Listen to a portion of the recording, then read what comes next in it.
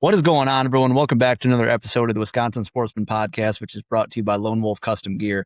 I'm your host, Pierce Nellis, and this is your home for all things hunting, fishing, and conservation in the Badger State. Folks, I hope you're all doing well. I hope those of you with, what do you got? We'll be in zone third season by the time this comes out. No, just before. We'll be wrapping up second season as this drops, actually. So as this comes out, I will have the car loaded. I will be ready to go and get after it tomorrow. But I got to tell you guys, I hunted Iowa this past week, and I got my butt kicked. I don't know how else to say it. I got my butt kicked in just about every way possible. On the first morning, we roosted a bird the night before. The girlfriend and I got out, set up in this bottom. I had this bird roosted up on this bluff, and he was just hammering. And I knew he could see our decoys. We were set up in a great spot. Had a couple coyotes roll through in the bottom, like kind of in that gray light thing while he was still on the limb, and then they kind of worked off. So I wasn't too worried. And he flew down, shut up, and gave him a little while, and finally got impatient. We're like, well, you know what, let's kind of just work our way up there. Did a big wrap around because there was a bunch of CRP up there, and we're getting kind of headed the direction that he was going along this small little bluff top. And I'm calling real soft and just kind of every 5-10 minutes or so, giving him a couple of yelps, and don't hear anything. Finally, we get up around these cedars, and about 15 yards from where he was roosted in the tree, that joker standing there just full strut, looking around, bright white head. So we both drop and crawl up against another cedar, kind of another honeysuckle bush. We're sitting there. I start calling a little bit. He hammers at me. I can see the tips of his fan through the brush. And I'm thinking like, okay, he might break. Like he's just been waiting for me to come up on his level. And no sooner do I get the gun shouldered that, well, I should have prefaced this property here had probably 40 head of cows in it, and they're dropping calves like crazy. Now, I didn't realize that occasionally young calves get the zoomies like your dog does. But as soon as I raised my gun, my girlfriend goes, "Oh my God, is that a dog?" And I look over, and there is a pure black calf running full speed at this turkey. And that fan drops. He takes off. The calf runs around in circles right where he was standing. We slowly pop up, and we're like, yep, he is long gone. We get a little closer over to the fence line, and we see him and a buddy just hightailing it across this hayfield to get away from those cows. And so that didn't pan out for us. So I dropped her off at home and went and hit some public. Ended up getting on a bird that was kind of across the valley, dropped down, got on his side. Property I'd had a good encounter with last year with a couple birds, and turned out actually I set up when I dropped a pin. I was 10 yards from where I was set up last year, where I got spotted, and called this bird up. He comes walking down. I'm kind of thinking, well, he gobbles. And I'm like, I'm going to close a little bit more distance. And I'm standing by this tree. I go to call one more time, and I look down kind of in the little ravine in between these two knobs, and there's a bright red head just walking straight at me. So I immediately drop down as fast as I can, get the gun up, and I'm watching just the back of this bird come up, and I'm sitting there second guessing how far he is. I didn't have time to, get any bearings. It's all open hardwoods and timber and stuff. So I'm like, I feel like he's a little far, but I don't know. And he ends up coming up, just his head pops up over the knoll, and I got my bead on him. I'm thinking, I should probably let drive right now, but he seems pretty calm. I'm going to let him just keep coming. And as soon as I made that mental decision, he did a little "Prip," and turned around and walked right back the way he came. So that was my last bird. Then we had a tornado that night. Then I was out of town the following day. Then I got a quick hunt in where I watched one of the most ornery hens I've ever seen just beat the snot out of my hen decoy as I listened to gobbles several hundred yards away on neighboring properties. And then, yesterday I was out there and I heard some gobbles on private, and I just couldn't buy another gobble after fly down. And so it was a tough week. It was one of those weeks that makes you think about who you are as a turkey hunter and whether or not you actually know anything. But I'll tell you what, I'm excited for my Zone 3 tag. I've had a lot of birds showing up on camera up at the home farm, and I'm excited to hear some more gobbles, hunt some, I can't even say late season birds, but I guess mid season birds, and know that they're only going to get lonelier in the coming weeks. So I'm fired up.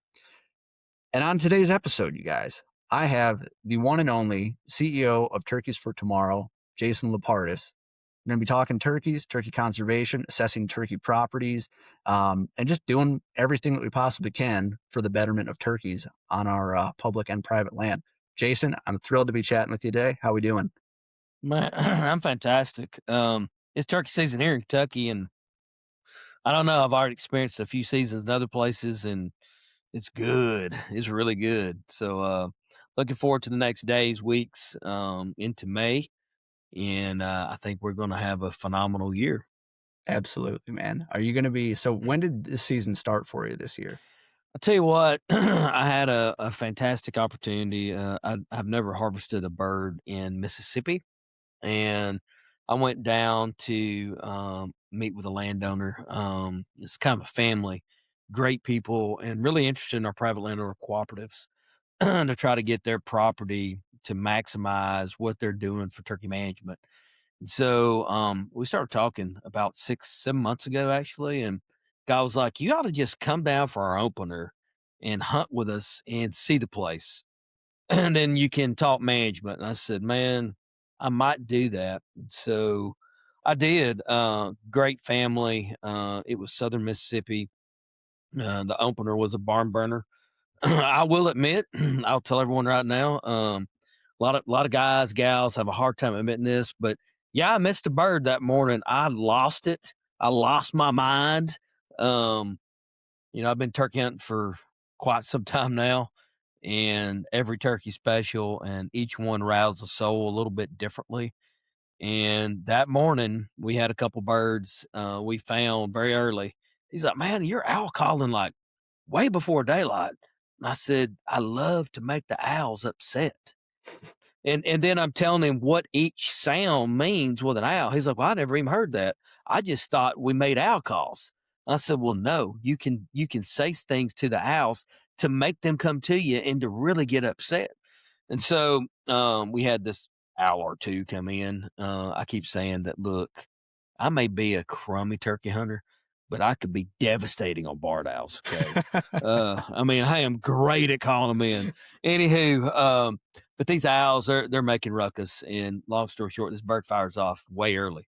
And he just looks at me like, "Whoa, dude." And I'm like, now we talking. And so we're able to get in fairly tight within about 150 yards and end up being two birds pitching off the roost in this road. And we're in a burned pine stand with no cover, like it'd been burned maybe 2 weeks prior, Mhm. and just a little green up. They hadn't had the rain. And so my body, I'm not a little dude, but I'm not a big guy either.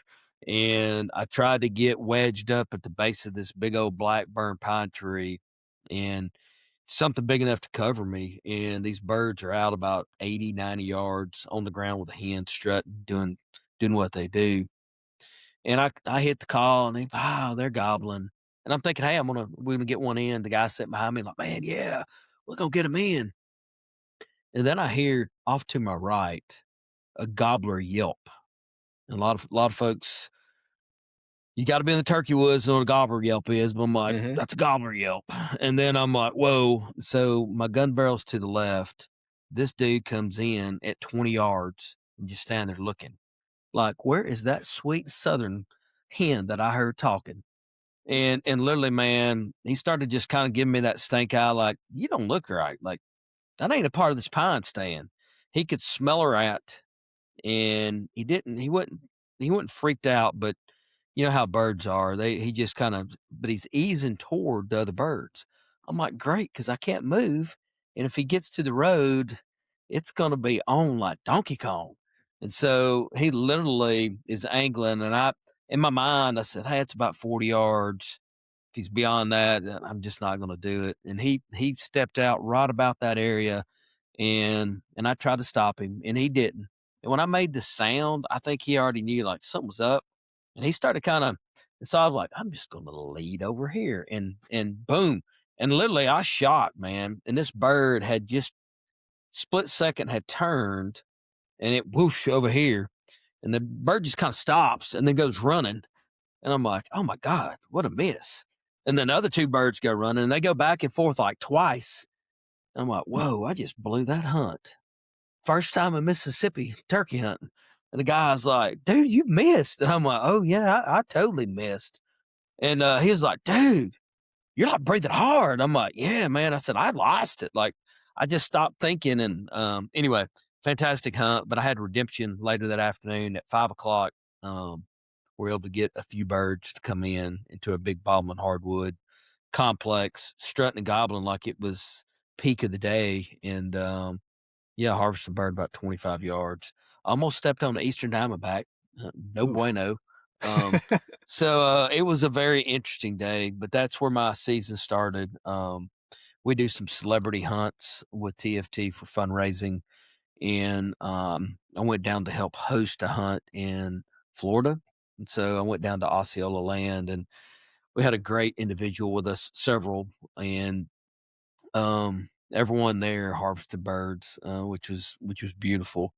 And then I think from there, a little bit later, we have a partnership with the Roost, with Ben O'Brien and Sam Yeah. Soholt. Great guys, I'm telling Mhm. you. And so we did a hunt over in Georgia that he wanted to film, and I said, "Hey man, I'll swing in there real quick," and stopped in the sand hills of Georgia, and that's where I cut my teeth as a private lands biologist back in the day, and pretty close to several landowners. And it's really interesting, man. Small world. We're on this property, and this property they're managing for indigo snakes. It's pretty cool, which means it has a lot of eastern diamondbacks. Yep. Um, but these indigos eat rattlesnakes. They're beautiful. They're the biggest, actually, snake in North America. And so the guy that's kind of running this place, I said, "Man, I've been on this property before." And he was like, "What?" And I said, "Yeah." I said, I'm pretty sure when y'all first acquired this, y'all were looking for easement holders. And when I worked for the state agency, we work with folks on easements, et cetera. And I said, I remember someone holding up one of these snakes. I was like, nah, I'm not in for that. But I remember being there. So it's really one of those kind of full circles for me, man, to go back to property I kicked around on back in the past, talk a little bit of management a long time ago, and this place was beautiful. They were doing a fantastic job managing. Uh, we were both able to harvest some what I call pterodactyl dinosaur type birds. Dude, fantastic birds there.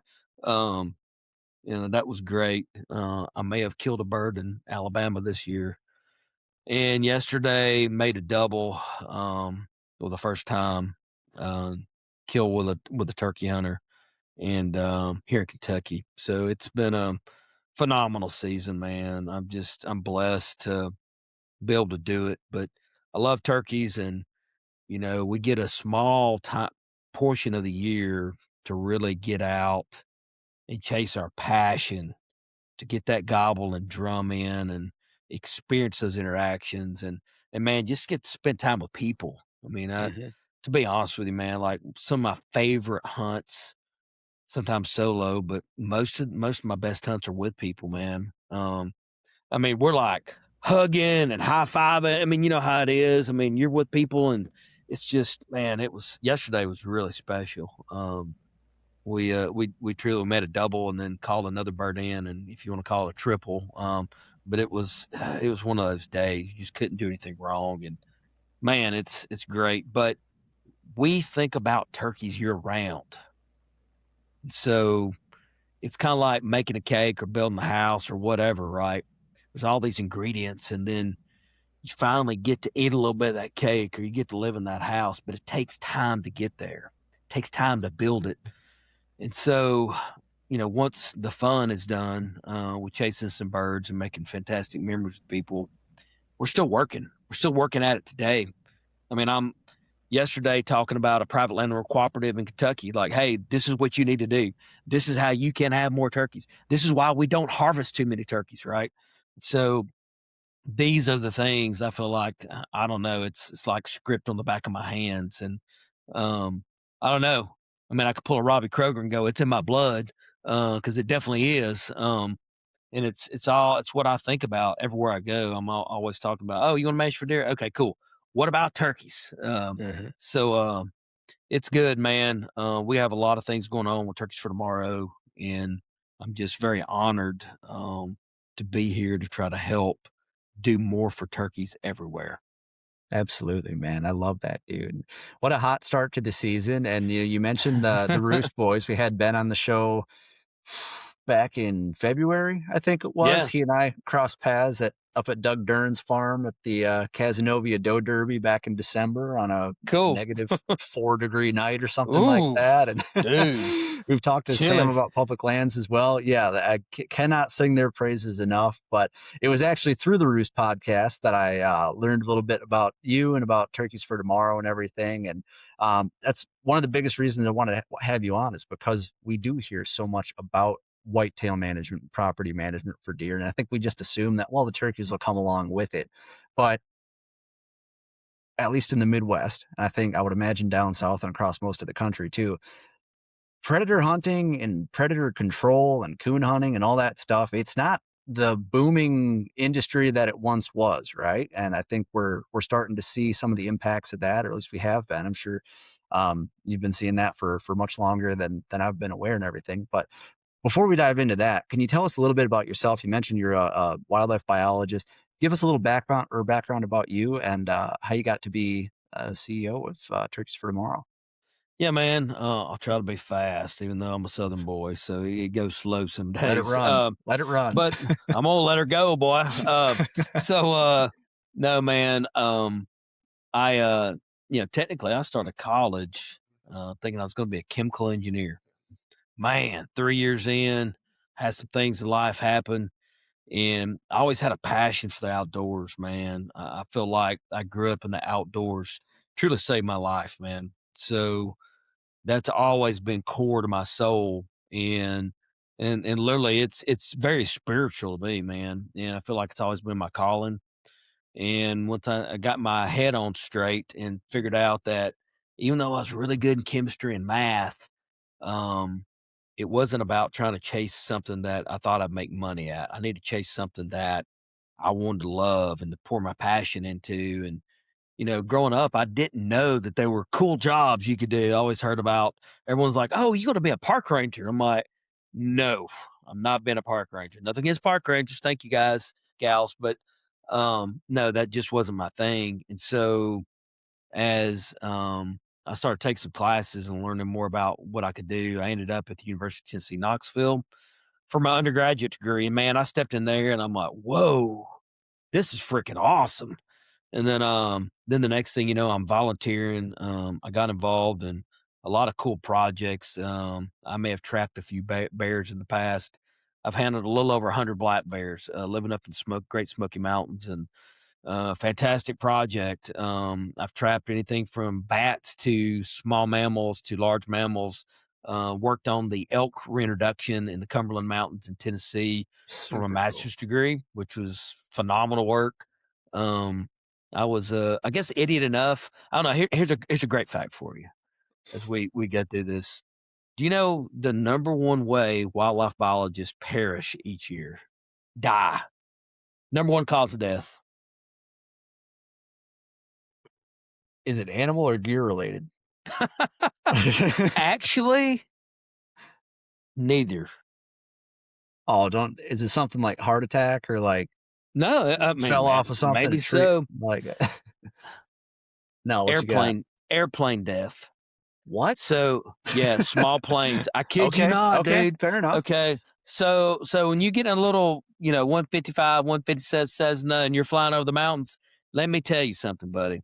I could write a book of short stories on those moments that I felt like, man, we ain't gonna make it.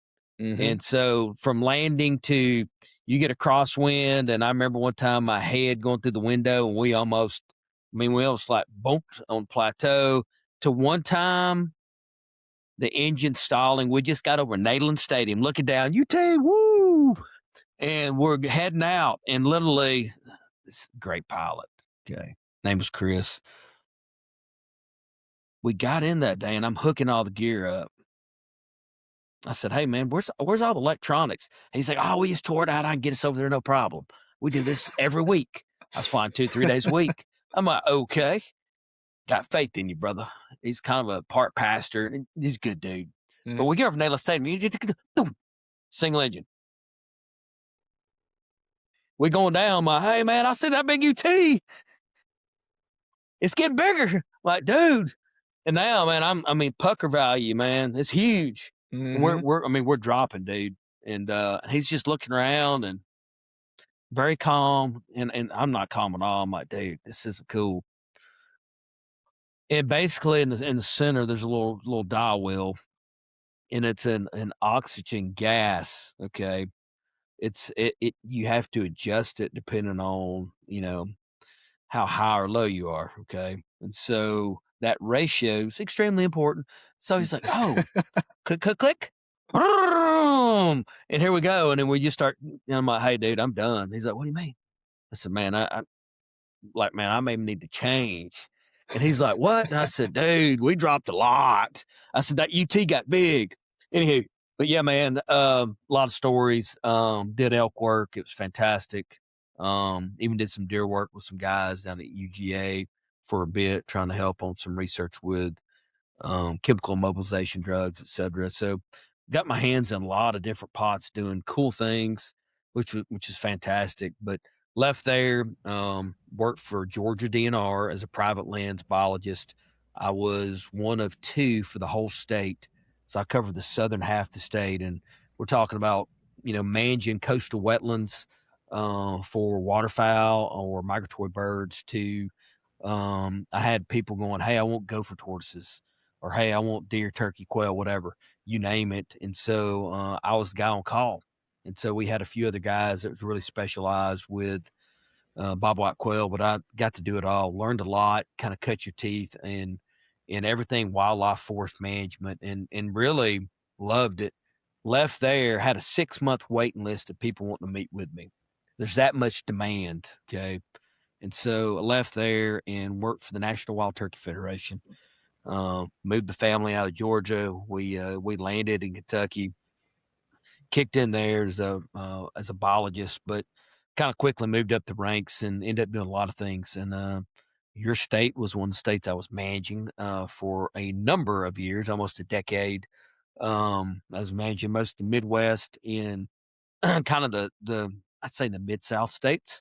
Mhm. Um, and then from there, man, did all kinds of projects and left there to go work for the Union Sportsman as the chief operating officer. So working with union labor across the United States. Went to Washington D.C. once or twice, maybe more than I wanted to. But stories there too. But anywho, great time there, and literally had a great friend of mine. We on the side were trying to do a startup business, and I actually started my own consulting business on the side. And then we heard about TFT trying to get going, and honestly, man, I talked to Mr. Ron Jolly and Kevin Matthews are both on the board. Ron Jolly's considered the founder, and just said, "Hey, y'all need some help." They're like, "Who are you?" I'm like, "I just like turkey stuff," and didn't really tell them much about myself. And I just said, "Hey, if I can help you, I'll help you." And they're like, "Well, you ever done any grants and agreements or anything?" I went, "Yeah, I've moved a A couple. few tens of 20s to 30s of millions of dollars." And he's like, "What?" I went, "Yeah." And so I jumped in kind of on a volunteer basis to try to help write a grant and help. And then they're like, "Well, man, would you want to work for us for a little while?" I went, "Yeah, why not?" I said, I miss doing turkey work. I mean, it's truly my passion, man. And so I went in and kind of to help with business ops, just to try to help lift the organization. Very young. We're just a little over 5 years old as of today. And so I stepped in and I was on about 6 months and we're cooking along, trying to reorganize some things. I put everybody through a SWOT analysis, fun stuff. But anywho, we got to a point and the guys were like, our board said, "Hey, would you be willing to really step in as our first CEO? We feel like you'd do it right." And I said, "I will after I finish my first contract." I said, I want to honor that contract. I said, at the end of that contract, if you still think I'm worth the flip, then yeah, we'll do it. And so my first year in, we trying to get my feet wet with everything going on. And then now we're trying to accelerate. So as of this June, it'll be my second full year as the CEO for TFT. And it's a title to me that it's just a nomenclature, man. We're all the same. We're just a bunch of turkey hunters that care. Mhm. And that's what I want people to think of me and everybody else. We're a bunch of turkey hunters that care, and we're just trying to do what's right and get things done. I think there's the restoration of wild turkey was a fantastic thing, and seeing turkey decline, especially in the southeast, and now some of the Midwest to Western states, it bothers me. It concerns me, man. So we're trying to really come up with some science based solutions. That's kind of our real mission statement now. We want to save the wild turkey using science-based solutions for long-term sustainability. It's really simple. So a lot of S's in there, but that's what we're trying to do. TFT was really founded by folks just like myself that were concerned about the places they were going, and they're not hearing turkeys anymore. And it was really a lot of guys in the outdoor industry, and they started pushing and asking questions and literally couldn't get answers. And they said, well, hey, we just want to raise money for research. Let's solve the problem. So that's how it started. But then people were reaching out going, I just want to be a part of that. Can I join it? What can we do? So a true grassroots effort emerged, and this thing just started growing. And we're not talking about a flower that just grows and blooms and here and there and gone. But I see this as like a big old oak tree that's set some big roots down already. And we're starting to get some upward growth. And it's pretty phenomenal.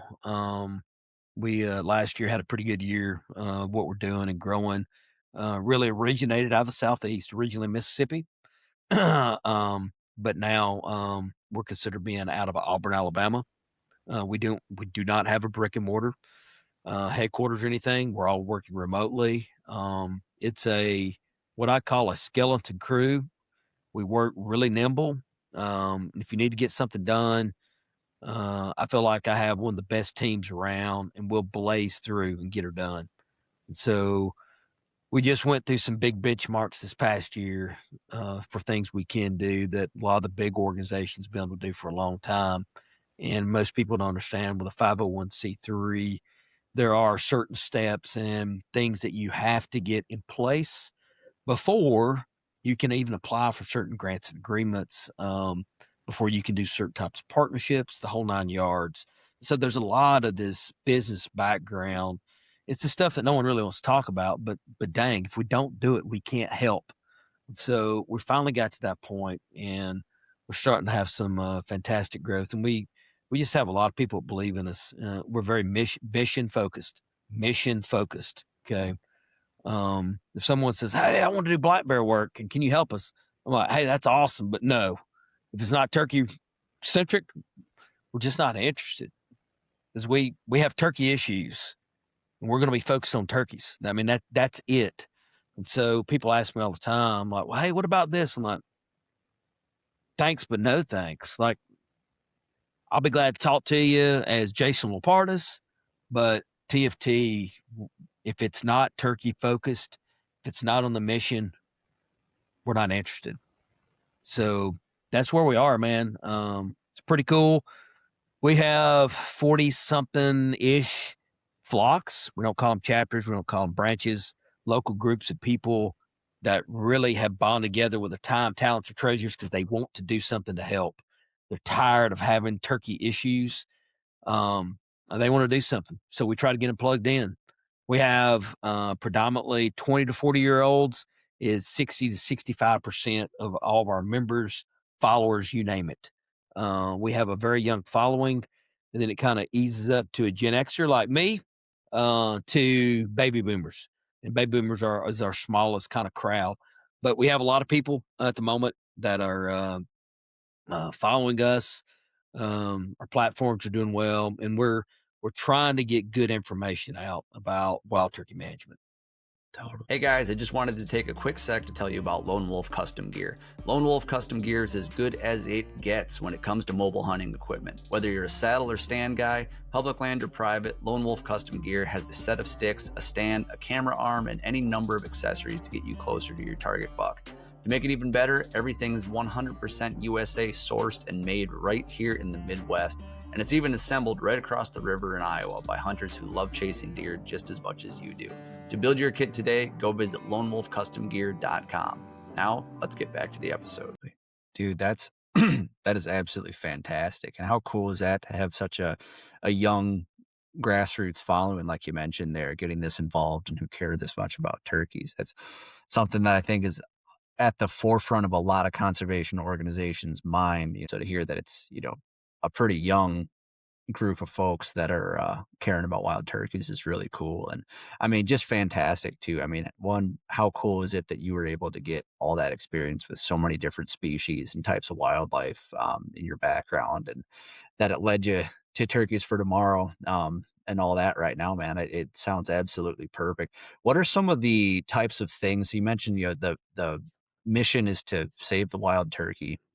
What are some of the things that you guys do in terms of like cooperating with private landowners, maybe like some events and programming, or like on the education front? What does that look like? Yeah, man. So at the moment, just to kind of stair step all this down, we're highly focused on private landowner cooperatives.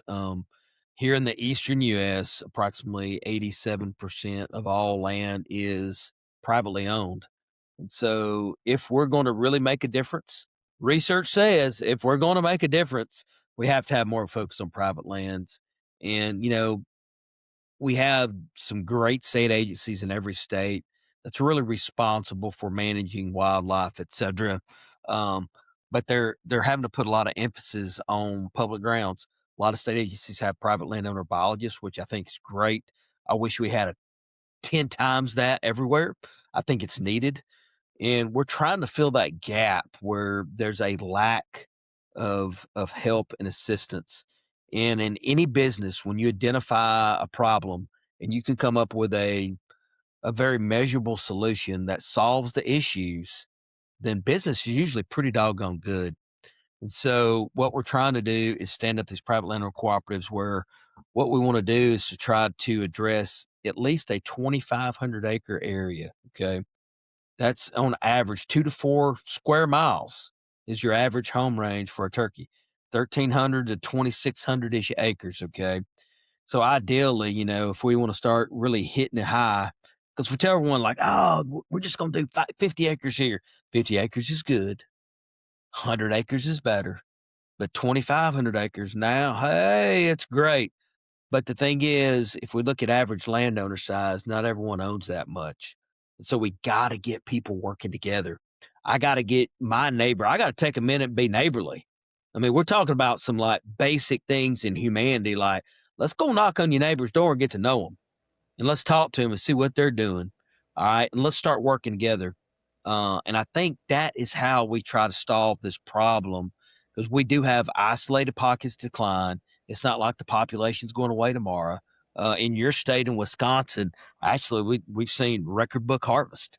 It's in a much different place than a lot of the southeastern states. I have a lot of random ideas on why, but the upper Midwest is doing really well right now, which is fantastic. So enjoy the ride. And hope it lasts forever. But we want to I feel like we're in a retroactive approach in the Southeast. But what I want to see everywhere is we're all working together to be proactive so we don't ever have issues. And so things are very stable and or growing as needed. So we're trying to put information out, bringing people together um, to address that. Not only by doing that, with 2 or 3 landowners, but we're doing habitat field days where we're bringing landowners together to talk about, hey, if you want to manage for turkeys, come on out. We're going to do this. So some of our local flocks are like, hey, man, would love to have it. Let's do it. We'll be there. We'll get some people there. We'll have a very good educational day on how we can best manage turkeys. And so the big 3 things that we talk about day to day, under the private landowner cooperatives or on any land management. It's this important. The number one and two limiting factors for turkeys production is nesting and brood range habitat. And I think we talk about habitat. A lot of organizations do habitat, habitat, habitat. If we had to see a habitat, all would be great. True, but we don't. If you're a guy that hunts public ground, you can't exactly control that. If you're someone that leases ground, you can't exactly control that. So what can you do? Well, another great tool in the toolbox is maybe just a little bit of predator management. And we, at the moment, TFT, are standing up multiple projects. We're talking about projects that's blowing minds right now. We're about to put a news release out on one. I'll tell you about it right now because I'm very fired up about it. But it's a 9-state, 11-site predator/turkey interaction study. It's a big deal. 4 major universities. Onyx is helping us. They like every research project. They're like, man, we're in. We'll help you. I mean, I love that. They're like, we care about turkeys too. You know, we don't have hunters. Our app's not here. But Tall Timbers down the Deep South is on board. The National Trappers Association, the National Trappers Foundation's on board. Duke Traps is on board. And so it's pretty cool to see a state like Pennsylvania, Oklahoma, and the Deep South states all working together like, yeah, we want to see what we can do to solve this issue. So it's a 4-year study. The University of Tennessee, Knoxville, Dr. Harper, Craig Harper is the one that's the major lead on all this. And we're tickled to death to get this stood up. We have a couple other projects that have kind of a predator focus as well. And we're trying to come up with some solutions for everyone on who, what, when, and where when it comes to predators and really production of turkeys. Because nesting in brood range habitat, the reason why we want that is for structure. Let me just make this real simple. We got to have the structure in place. Why? To protect poults and hens from predators. Okay. And so if you have poor structure, predators eat them. I mean, this is real basic science. Okay. And so the more of this we have out there, good habitat protects from predators. Let's say we do a little bit of both, or at least one or the other. We could have measurable impacts. So we want to see what that could be over time. And then last but not least in this equation, we really feel that hunter harvest could be an issue in places. And so I talk about this with smaller landowners, especially that because we're in a state, I'll talk about Kentucky real quick. Simple.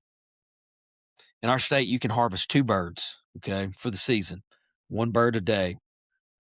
So if we talk about low quality habitat, mediocre habitat, or really high quality habitat, I can tell you approximately how many birds per square mile that you should harvest or not over harvest. This is some literature from the past. And so let's say we're on poor habitat. This is some fun math here.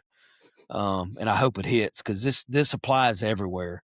2 bird state, let's say in the average landowner size here rurally is about 100 acres. So we're talking about square miles. It's about 6 landowners, okay? 600 acres, 640 acres a square mile. So we got 6 landowners. Let's say every landowner wants to hunt. And each landowner wants to kill their 2 birds. Theoretically, we could kill 12 birds, right? On poor habitat, the recommendation is not to harvest over 2 birds per square mile. 2. Let me repeat that, 2. And we can go to mediocre, high-level habitat. Things differ, okay? So I hope this hits really hard because what your neighbors are doing and how these birds move along around the landscape is impactful for everyone, okay? And at the moment, we don't have any state out there that's managing at this level. We don't have the infrastructure support of staff to do that from agency standpoints. So here at TFT, we feel like that's another arena. If we address this correctly, where we could even give the assessment, we get the landowners together and go, hey guys, listen, we think you have X amount of birds here, 10 gobblers. We probably don't want to harvest more than 5. That means a few of you guys may not be able to harvest your 2 birds. Now, what about this?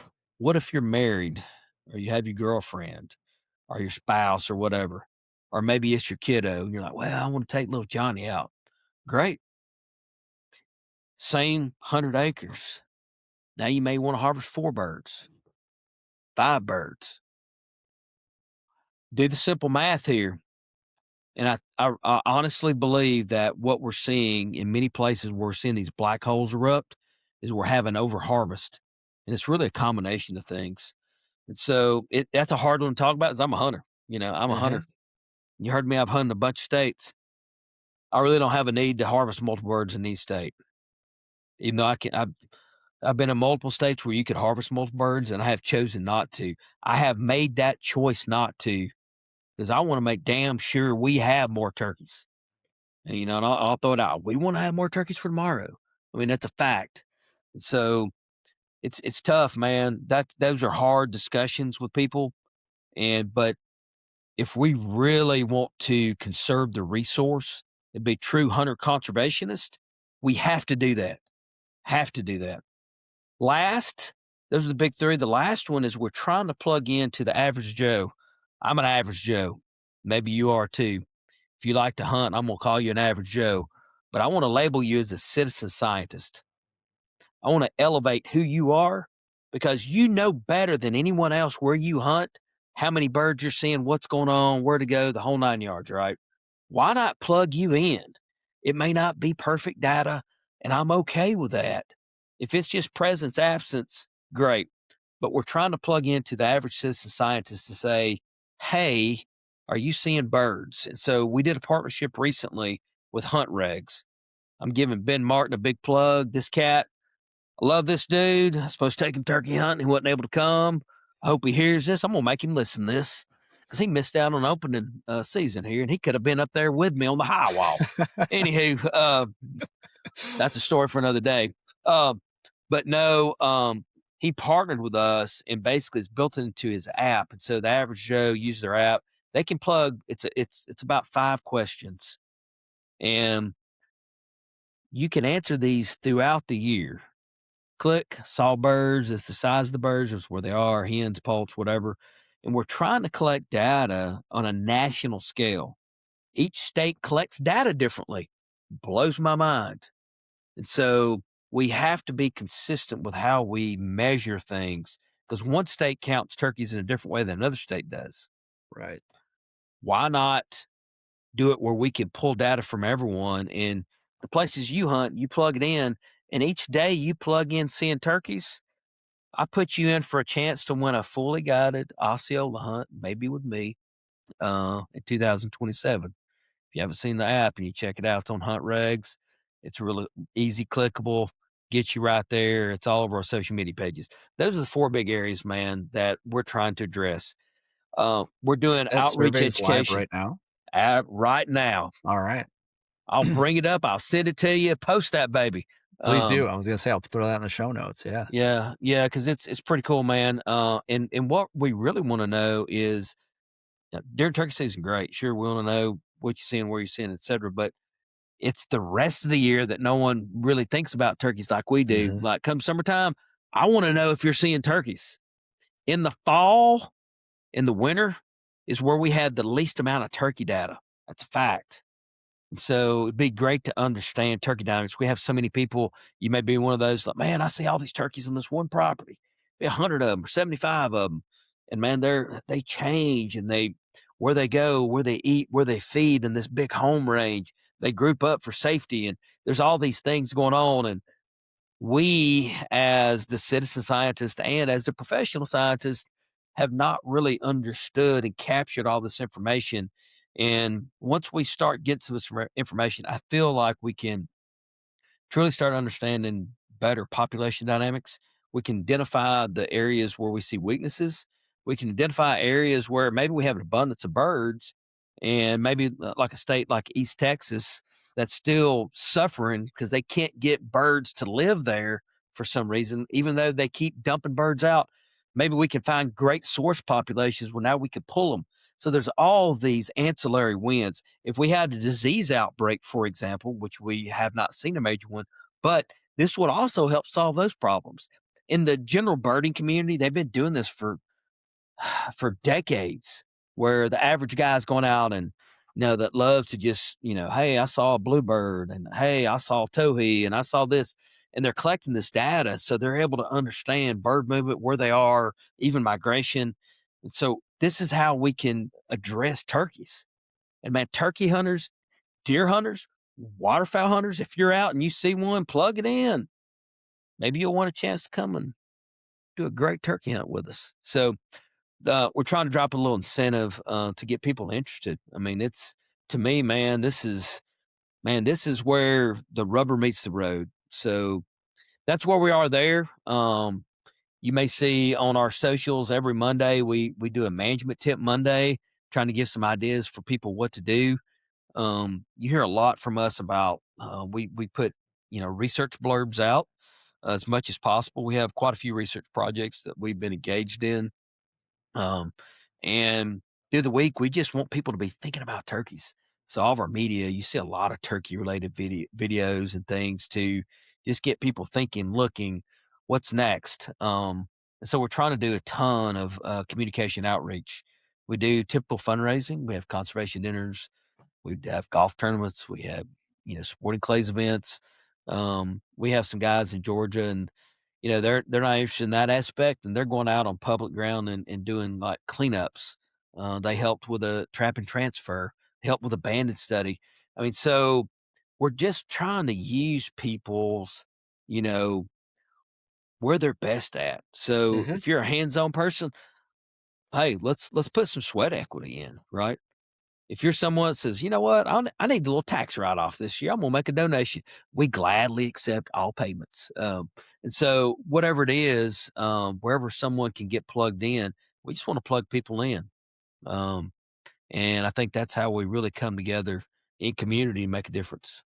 100%, man. Dude, that is so dang cool. Like, I am blown away by just the amount that you guys are doing I mean, when did TFT first, like, come about? Like, when was it, like, founded? It was just over 5 years ago, February of Dude, to 21, already be man. doing this much stuff, holy smokes, and like you said, like, majority of land in all these states across the country, majority of land is privately owned, right? Yep, And I mean, shoot, you mentioned there in Georgia, you were one of 2 private land biologists. That's a heck of a lot of ground for one dude. biologist to cover.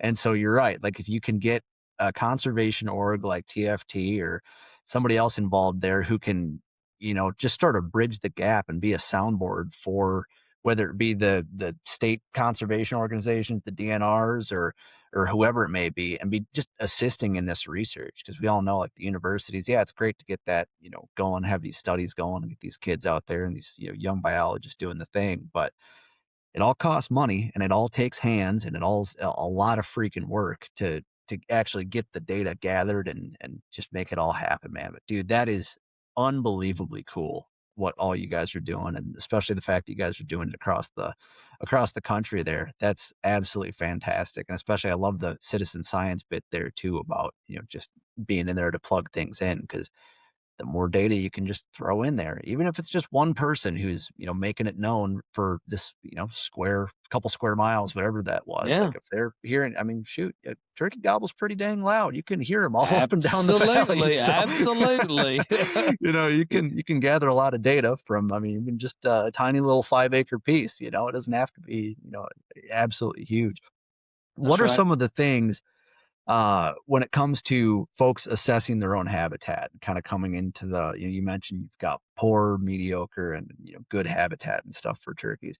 As folks are in the turkey woods right now, what are some of the things they should be paying attention to? Whether is it counting gobbles? Is it just counting heads of turkeys? Is it looking at habitat? What should folks be paying attention to? If you're not seeing turkeys, things are not Yeah, it's right at your yes. place. I mean, and so my old adage is, and I've said this for years, but happy wife, happy life. And so, if you're taking care of your hens, you're going to have gobblers, and this goes for just about every type of species out there. Usually, the females in most species occupy the best habitat. That's a fact. And so if we have really good habitat that attracts birds, and holds birds, especially throughout the year, and we start tightening home ranges, okay? So the more we have, the more diversity we have, the better, okay? So from food source to habitat structure, okay? Habitat structure. And I always talk about from chest height and below. Chest height on an average person is 4.5 feet. So 4.5 feet and below is where it all counts. We don't even have to have but one or two trees on a property, and we can have turkeys, okay, if they can get up there and roost. When I was in New Zealand, heck, all you need is a fence post or a rock, and they'll roost on it, okay? Fact, okay? And so, but that understory structure is what's critical. And most properties, when I get out with anyone, I mean, I was out yesterday, I'm like, hey, your pasture's great, but fescue sucks. These birds come out here and strut, but are you growing more birds? Like, I could quadruple the number of birds you have if we had some good nesting structure in place. And so you start breaking this down. Every property is different. There is no cookie cutter way to do this anywhere. Believe me. I've worked with, I don't know, I counted one day. I keep counting close to 1,100 landowners. Okay. And so I've seen a lot of properties. I've worked on a lot of public grounds as well. And literally each one's different and unique composition structure. But the basics is forest management. You got woods, it's got to be managed. If you got too much dense canopy, you don't get sunlight to the ground, habitat sucks. Acorns do not grow turkeys. Okay. It's the understory structure. It's all the food they can put on and pull off that brood, okay, where these poults get big enough to survive is what's most important. No doubt trees are important, but forest management, managing fields properly, non-native invasive species, get rid of all of them. There's a few out there. It's pretty good. We do have some native clovers and stuff, but some clover mixes. I mean, food plot stuff can be good, but at a scale, man, habitat structure for nesting and brood range, which on average in the deep south we kind of plane it out 1 to 2 year disturbance regime. 1 to 2 years. Long, fast growing seasons, things grow really fast, really quickly, really robust. So we got to manage it more frequently as we go further north. And I'm kind of at that fringe state in Kentucky throughout here where you still need to be on about a 2 year rotation. But as we start moving north, I'd push it to about a 3 year. The old adage of the past of, oh, every 3 to 5 years, if you do something that's good, that's a bad goal. Okay. I like to set goals so we can achieve and excel. And so I tell everyone 2 year rotation. You're burning, you're disking, roller chopping, herbicide work, whatever. You got to have that understory structure in place if you really want to have birds. So that's El Numero Uno, looking at habitat. So every time I go to a property, I'm always looking like, hey, is this too thick? They're like, well, hey, is this too thick for turkeys? I'm like, yeah, yeah. If they can't walk through it, not good. Or if they walk through it and they can't fly up quick and they get hung up because of a mid-story, bad. That's bad as well. A ground predator comes running, they can't get through real quick, chase it down, gets up, gets hung up, it dies. So you got to get down at the level of a turkey and start thinking about what's it look like through here at ground level. So from poult level, how can those little feet get on bare ground to get around stuff? That's I was on a property this morning. Guys like, I don't understand why we don't have turkeys here this year. We always have turkeys. We're walking through a field, okay? And I said, do you notice how hard it is to walk through this field? He's like, yeah, man, it's like my feet are getting hung up. I said, we're big fellas. Now think about a 15 to 20 pound turkey that's a tenth our size. It cannot get through this. And it's just like light bulb went off. He's like, we should already diss this. I said, oh, yeah. I said, what you're going to see is these birds will not use these big fields right now because the understory structure sucks. And I'm fortunate enough to get the outside eyes. Every property is different. And some people are like, man, I hate that. What? I'm like, yeah, wrong weeds, bad weeds. And it just grew real matty. And it was matty up to about knee height. And he was like, well, that's not really too high. I said, You don't understand. They can't get through it. And so if you can't get through and move, it's not good. So there's all these things. If we're up north, maybe we're in your state where buckbrush is bad. Dude, that's terrible stuff. Um, Birds can't get through that, and going unmanaged, it gets thick and gnarly. I mean, heck, deer don't even like going through some of it. And Mhm. so it just depends on where you are and what's there. And I'm always just trying to assess, like, what's the most limiting factor on this property to make it better? And 9 times out of 10, it's nesting and brood range. The only properties I've been to where, like roosting, or water's an issue is like the Southwest. And that's very much true in some of the far western states where there's not as many trees. And so, artificial structures, planting trees for longevity, things like that. But overall, man, nesting and brood range is what's really missing at a scale that we can't comprehend. Sure. Yeah, it makes sense. So, even when you say buckbrush, you're talking like that multiflora rose, that real gnarly, Well, nasty, there's viney multiflora type stuff. rose, and then Like, there is is it buckbrush. So there's another one that's real thorny and big. And then there's okay, I a know what you're talking about. multiflora Yeah, rose. yeah. Yeah, so there's several species up there Mhm. that is pretty gnarly. Neither one of them's good. They're non-native invasives. Yep. Um, so so yeah, the non-native invasives tend to be issues. I was on this property in Mississippi. Guy had issues with Kogan grass. It's top 10 in the world for the worst grasses, most noxious weeds. Seriously, it grows matted. It has these root mats that grow on the ground, and literally, it seeds out early spring. Really weird. It was brought over as an ornamental. It's not native here. Ornamental. Oh, the seeds aren't viable. It's all over the southeast now. Florida, the lower coastal plain. It's terrible. It gets really dense and thick. Dude, like you and I couldn't even get through it after a few years. It is just like jungle.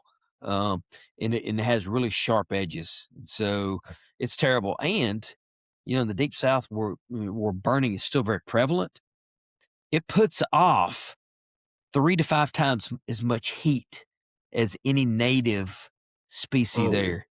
Oh, holy crap. That's so nuts.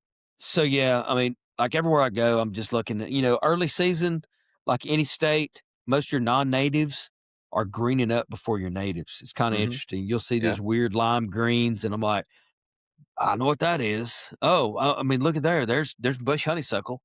Yep. Um, hey, there's privet. I mean, you just I've been doing this for a while and you just spot it. I'm like, ugh, that sucks. And so when I'm riding around with people, I'm like, this is bad. This is bad. This Atlantis is bad.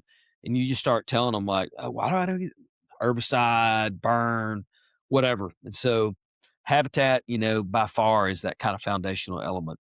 Once that's in play, then what's the next steps, right? Mhm. Um, but brood range is very important. I think most people get really caught up in just the springtime, like, I need a good place to hunt. Yep.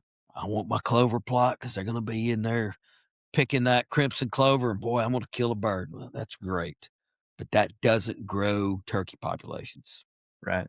Makes for a Is there fun hunt. anything yeah, is there anything so circling in kinda like the whitetail habitat thing, like, obviously, you've got, I think a little less so now, but, you got your hinge cutters, your, TSI is kind of, definitely getting its attention, I think. Prairie's very in right now.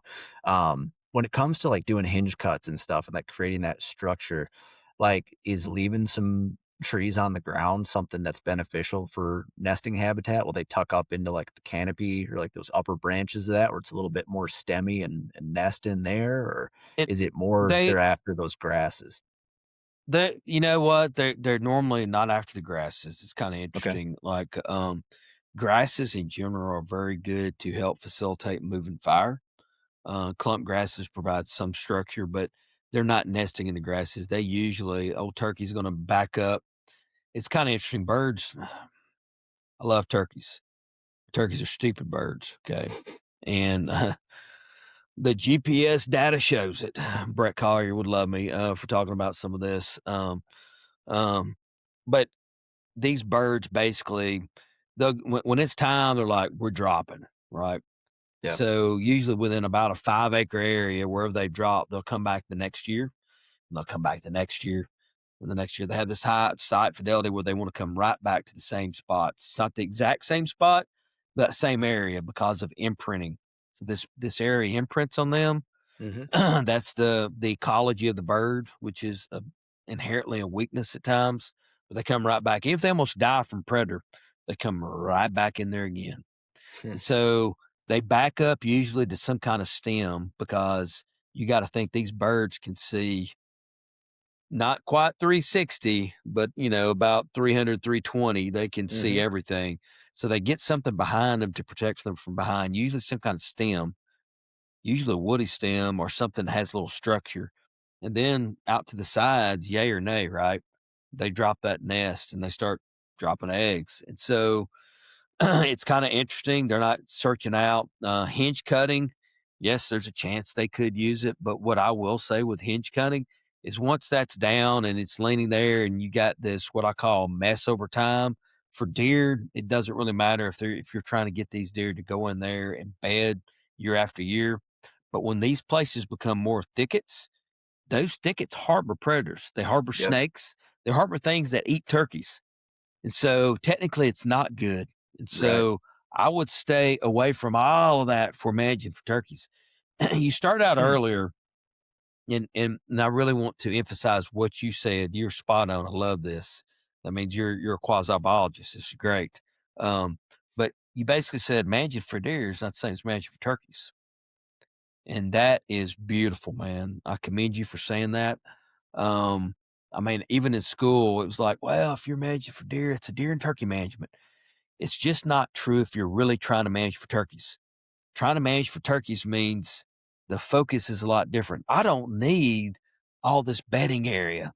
Get rid of all that if we're highly focused on turkeys, because those are kind of areas, those thickets is what harbors predators. We don't need that.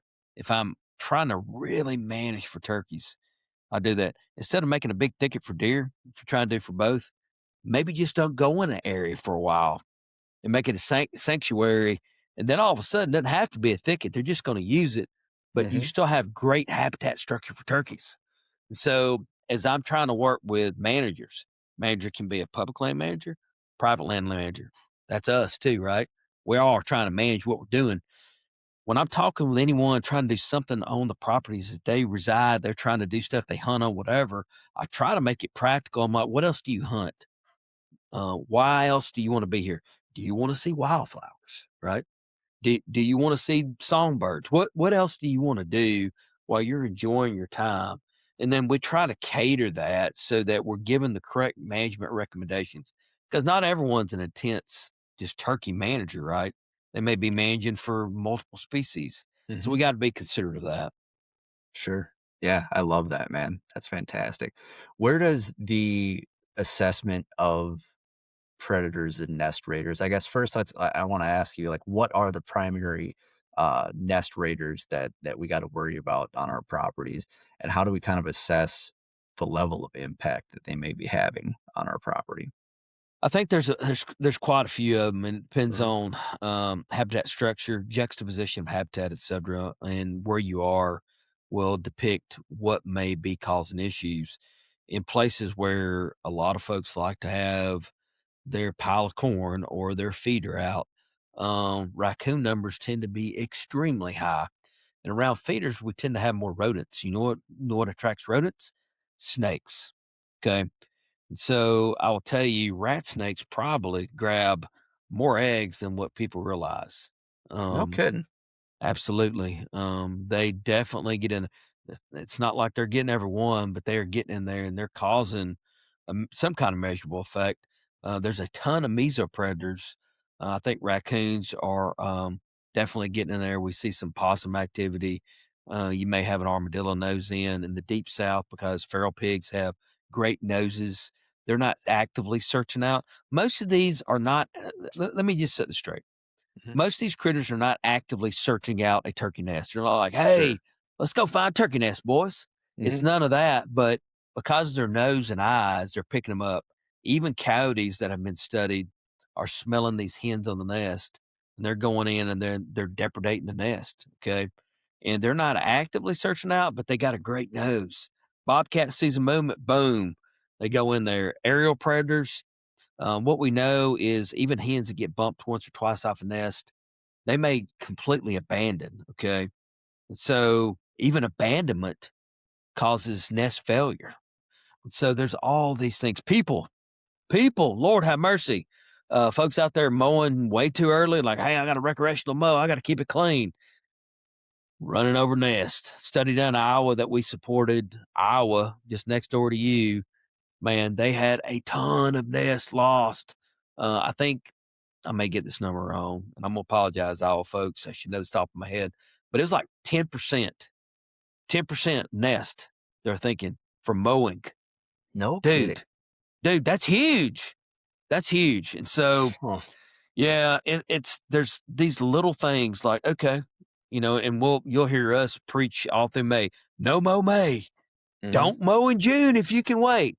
Now, I understand folks got to make a living and you maybe you need to cut hay. I get that. I really do. There's some things you can do to try to mitigate some of that, but little things. So whatever we can do to protect more birds is very important. Totally. That's crazy. 10% from mowing. Yep. That's absolutely nuts. What's the, like, I guess, what's the average, like, success rate for a nest? We're Like, we're hoping that each year that about 30% of the nest, will make it. And so holy smokes. if we had 60%, dude, population is doo, doo, doo, doo, doo, doo, Mhm. doo. And so we know that. So think about that. 70% of nest on average are gone. Some Yeah. states it's up and down. Um, Depending on a lot of other factors, once the nest are they make the nest and they they basically hatch out, then the other thing is, can we keep these poults alive? And so that's like step 2, keeping poults alive big enough where they can start flying. And Mhm. so from the time that she sits on nest, number one, reason for mortality for hens is when they're sitting on a nest, because they're not going up in a tree every night, and they put a lot of scent out, so they're a stinky animal. They are foul, right? And so what we're seeing is anything with a nose tends to pick it up. And if you have smaller blocks of habitat, instead of larger blocks, if you have a lot of access lanes, I've worked with guys who are like, hey man, I'm mowing lanes in here for quail hunting. I'm like, well, that sucks. Well, why is that? I said, well, each one of these creates a pathway for predators to go and use their nose, just like a dog, Yep. and they will pick out nests. I'm telling you, and they just stop like right over there, and they're right on it. And so there's all these things. Blocks are better than strips. I'm gonna tell you every day of the week. You got to think blocks. Bigger the blocks, the more protection we can provide for all ground nesting songbirds. For So sure. that's kind of the goal. So trying to do this and think about all these different types of predators. I mean, I'd say here in the eastern U.S., bobcats are probably the most efficient um, mesopredator out there. Okay, they from pups to adults. I mean, and they have the thrill kill all the time. Dr. Lashley down in Florida, he's seeing some coyotes over time. They basically teach their young where to go, what to do, etc. But he's really thinking through some GPS studies he's doing that these coyotes each year are starting to selectively try to pick out turkeys. They figured it out, like, ooh, and like, hey, it's a free meal, and they know what it is. And so I think some of these critters have evolved to target, but I think most of it is ancillary, where something's out actively searching for a bite to eat, and they smell something, see something, boom, they're on it, and that's what Mhm. happens. So if you don't have good habitat structure, yeah, they get depredated. Yeah. When it comes to doing, like, predator control, like, I've seen a lot of you guys, stuff on socials, promoting trapping, whether it just be, like, with footholds and stuff like that. In the Midwest here, we have a pretty strong, coyote hunting culture, I think. Are there any other, I mean, obviously, you can't hunt Can't be shooting your raptors. Can't. It's pretty tough That's to right. hunt snakes or and all that kind of stuff. Yep. When it comes to doing the things that we can control, is targeting. Is it primarily raccoons, coyotes, and bobcats if you can get a Pretty tag? much all the mesos, man, all Okay, the meso predators, skunks, included, gotcha. you know, anywhere that, something can eat a turkey egg or chase a poult down or especially an Hmm. adult bird, all of those fall into the mix, and so, we're encouraging people to trap again. I mean, we're not saying this is the magic bullet and gonna solve the problem, but I tell you what, I think when we start adding on layers of things, there's all these things that like to kill and eat turkeys, and I'm one of them, right? You are too. And Hmm. so we have to start removing some layers and do something to give them an advantage again. Sure. And habitat, a little bit of predator management, or a lot of bit of both. It can have some impacts. I mean, I talk a lot about Missouri on several podcasts. People I've talked to about long-term studies of predator numbers, and there's really some correlations between what happened at the heyday of trapping and turkey restoration. So when a lot of furs were going out, just by chance, okay, so I'm gonna have some fun. I've done this with several people because it's just like we got to educate, and we just Hmm. can't have science on shelves. It doesn't work. But Yep. so do we know which state in the United States used to move more furs than anyone else? Dun dun dun dun dun dun dun. I want to say like Kentucky. I feel like Man, that's I like hearing that, but it's kind of a neighboring state. So okay. it's always been a couple big states. Missouri and Pennsylvania have always been 2 huge All fur right. states, Yeah, I can man. see it. And so, it's kinda interesting. There's a lot of furs being moved. We had some of these seriously professional trappers out of Missouri, and turkey restorations, turkeys are being dumped out. So if we look at what the average hen to poult ratios are today in most states, 1 to 2. So each hen that pulls off 2 poults to become adults, that's a stable population, okay? Beautiful. Stable, it's not going anywhere. If it's below that ratio, it's to population decline. If it's above, it's going up. So during the heyday of trapping, what we're seeing is we saw averages of a 1 to 7 to 1 to 10. So every 7 poults made it to be adults. We don't see that today. The only time we're seeing high production years where hen to poult ratios are high is when we have cicada production. Cicada Huh. production, yes. I'm going to talk Sure. about cicadas. And most people are like, "Man, it's a lot of food for turkeys to eat." Yes, it is, but that's not what's important here. It's called a predator prey shift. It's all these predators that are eating a lot of other things. Now there's an abundance of cicadas, and everything's gorging on them. Okay, Yeah. so you know what? Turkey Hmm. populations start cranking back up. Woo, we up. Now we're in one of those right now in Kentucky. We just had a record book opening weekend harvest here. You look 2 years ago, what happened? Cicada hatch. Most of the majority of your birds harvested each year, 55 plus percent of your birds are 2-year-old birds, young teenage boys. They gonna gobble and sweet talk as much as they can, right? So predator prey shifts, it's a big deal. We've had subsequent years. Last year, we had another one that covered 3/4 of the state, cicadas everywhere. Fantastic.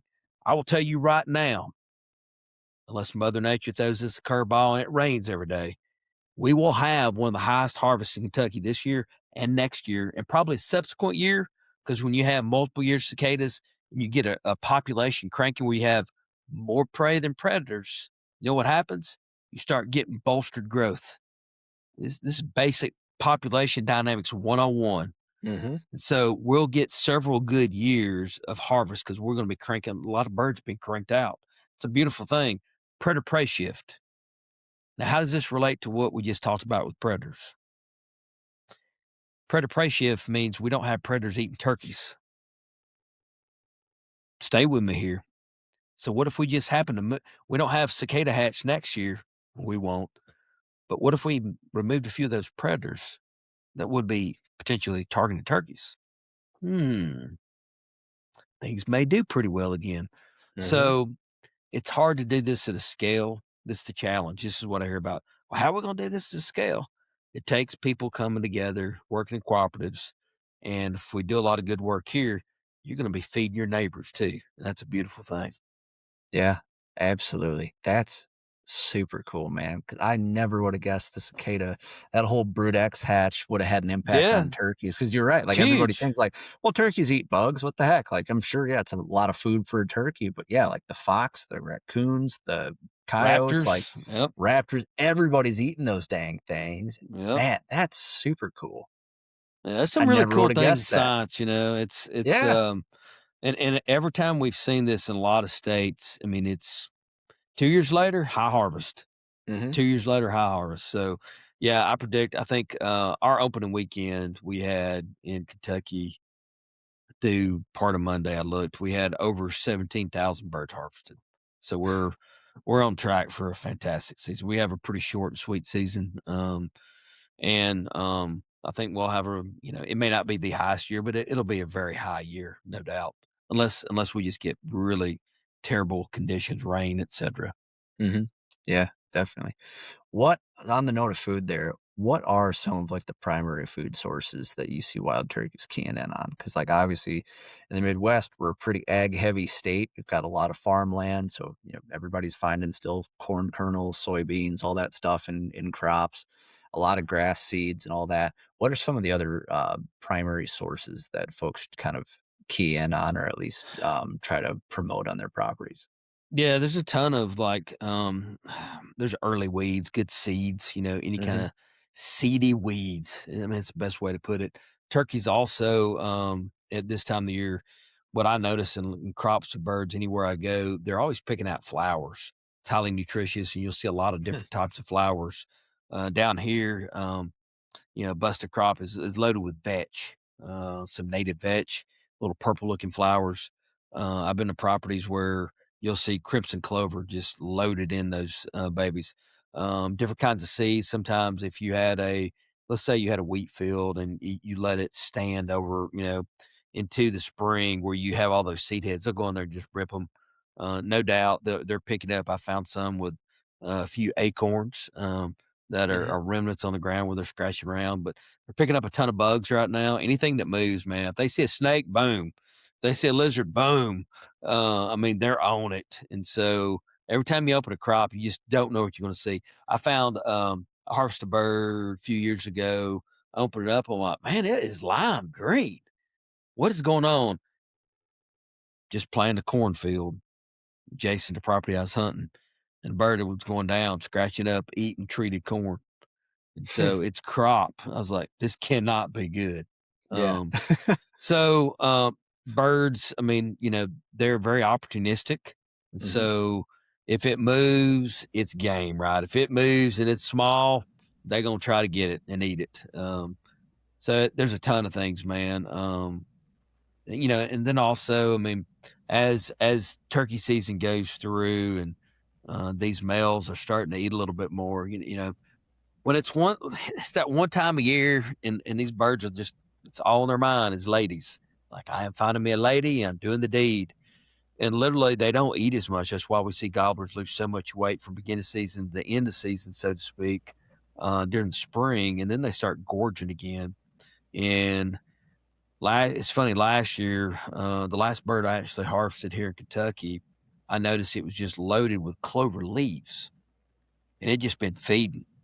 And so usually these birds are not eating as much when they're actively breeding. When you start seeing those crops really full, they're probably slowed down on breeding. Mhm. And they're starting to think about groceries again. Yeah, Yep. definitely. That's interesting, man. I wanna switch gears just a little bit because I know that you Yeah. are an excellent turkey hunter here. Coming off my week of troubles here, when you're running and gunning, how do you like to go about locating birds? Oh man. Well, first thing in the morning, I'm an owl caller. Mhm. And so I'm throwing out my owl call, and it's Okay, we started this conversation, you mentioned that, like, different owl calls mean different things. How like, elaborate on that just a little bit for me here. Like, yeah. what And are we so how do we speak owl?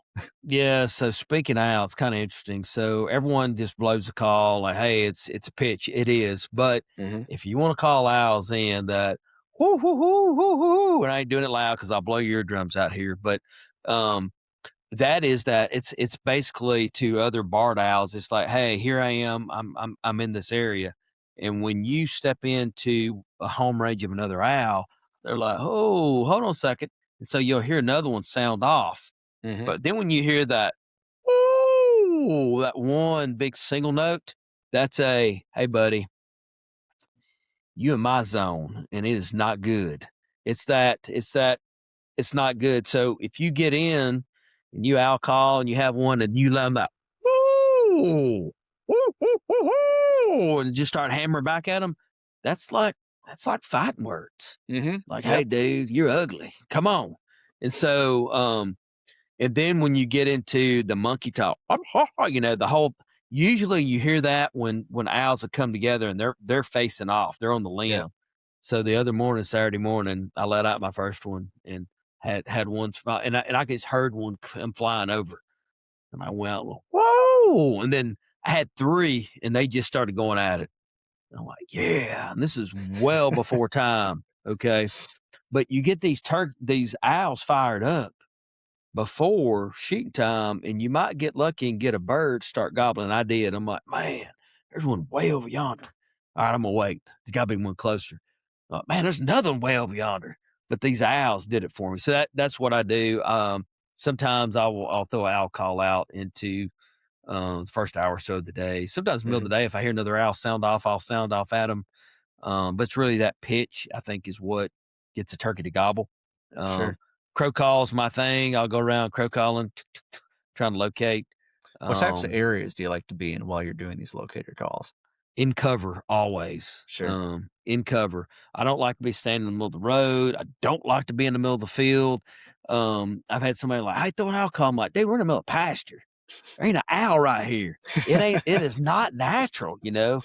And so out west, hunting some of the western states, um, I've had a cow call, like an elk cow call. I'm a terrible bugler, okay?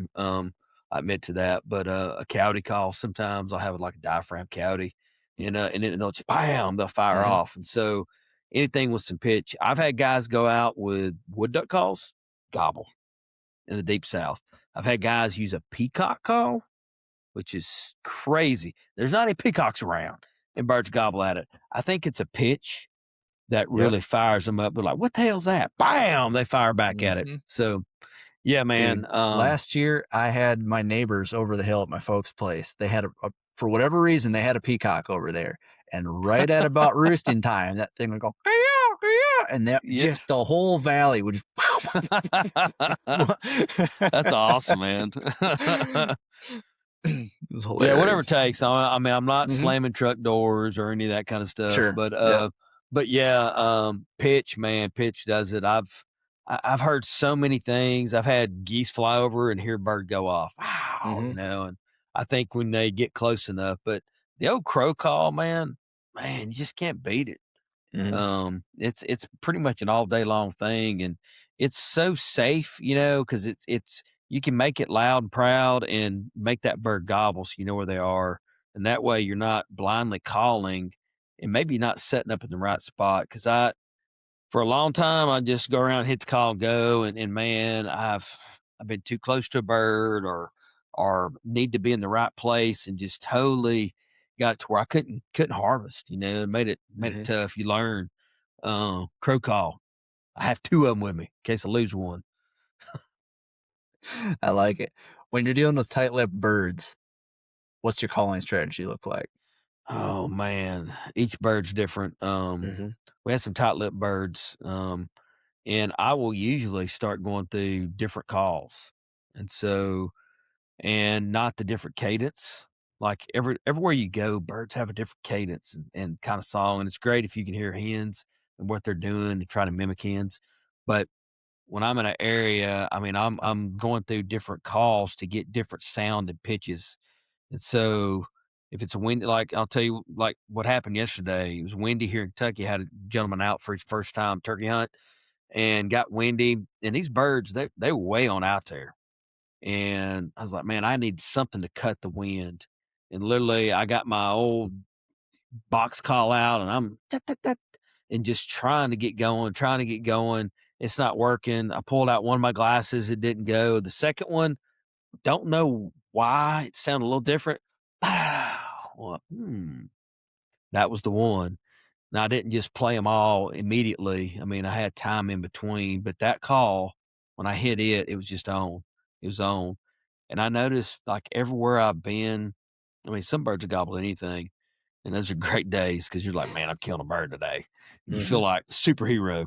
Um, but sometimes, man, in some places, even the same place, it might be a different day, they will respond to a certain type of call. And yeah, I carry way too many calls with me. Um, and I don't know why, but I always do. I mean, I'm even pulled out the wing bone sometimes, like, all right, wing bone. I'm not great at it, but man, I can make some sound.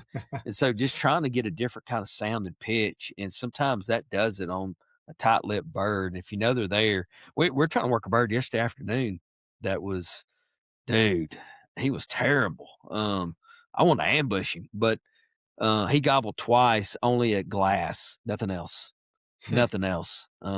Mouth calls, nothing. There's three of us. Nothing's working. Went through a box, went through a slate, um, even took out an aluminum call and kikied a little bit. Nothing. Wait a little bit, hit the glass. Pow! I'm like, yep, he's still there. Hit again. Pow! Right there. And he's like, he likes that. Yeah, we did not kill him. Mr. Houdini made it. But yeah, that's another turkey for tomorrow for sure. Mhm. But yeah, man, I just keep changing calls. That's my great go-to strategy if something's been tight-lipped. Got it. I like that. I like that too. It's not necessarily a nemesis bird. It's just a turkey for tomorrow. That's That's exactly right. You gotta be positive about it, right? Yep, exactly. Absolutely. I love it, man. Well, dude, we've been going for almost an hour and a half here. I know you've been up since 4 a.m. or maybe a little earlier there too. Yeah. Before we wrap up here, if you had to leave us with Jason Lupardus's 3 golden rules of turkey hunting, what do you got? 3 golden rules of turkey hunting. Patience, Mhm. on top of patience. Definitely number 1. Number 2, know your area. I mean, I think that's so critical because you gotta know where birds wanna go. You can't make birds go to a place that they shouldn't be. And so that's critical. It happened this week.